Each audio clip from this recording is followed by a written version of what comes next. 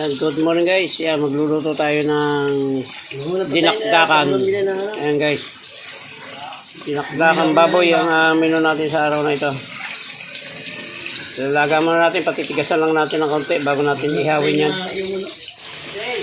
Ayan guys, patong natin yung ating atay. Hindi natin alis yun sa plastic para mahugasan mamaya. Patong lang natin, papatigasan lang natin ng konti yan. Yung baboy man, ganun lang din yan, patitigasan natin ng konti bago natin ihawin yan guys. Yan, ito guys, okay na ito.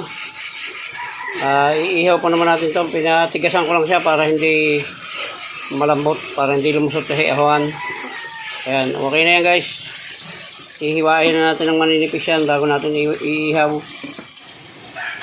So guys, ihawin na natin ng gagayatin na natin ng manipis at ating iihaw na itong ating gagawing dinakdakan o kapkukan.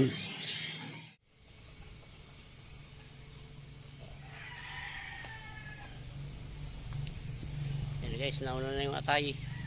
Maya yung laman. Luto na yun guys. Hanguin natin at mapagsalang na ng laman.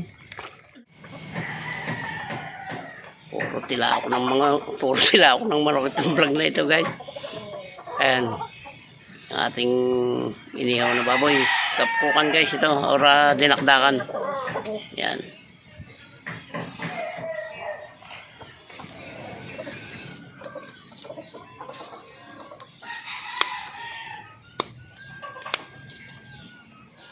Alam, mahina lang yung baga. Malakas yan. Bao yan eh.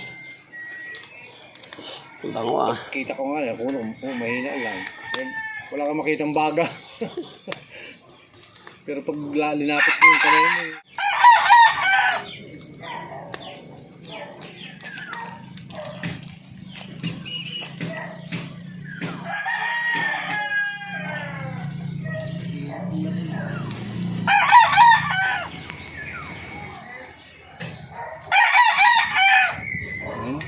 Sarap panisala.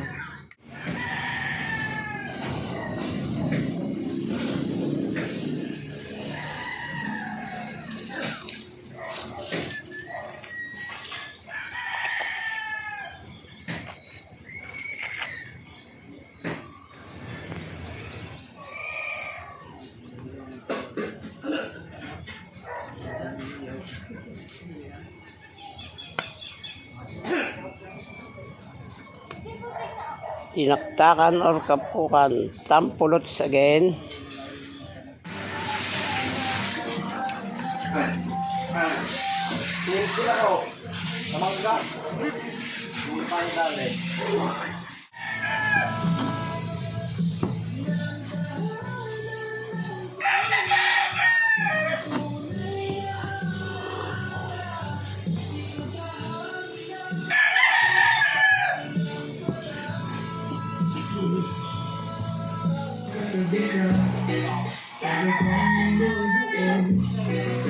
Hindi ko kailangan ng alak o tugtugin malakas.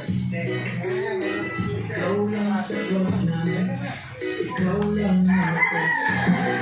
Tinuman mo pa lang, gumagaan na ang araw. Hawak ng kamay mo, wala nang ibang tanong.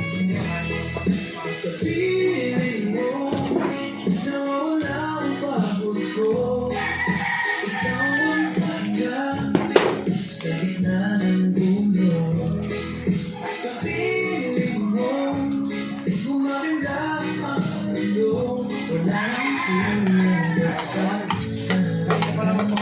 ang puso. Mga panjer di saan sa mga Paulit-ulit na pakikilan ko kahit alam ko na. Kasi bawat salita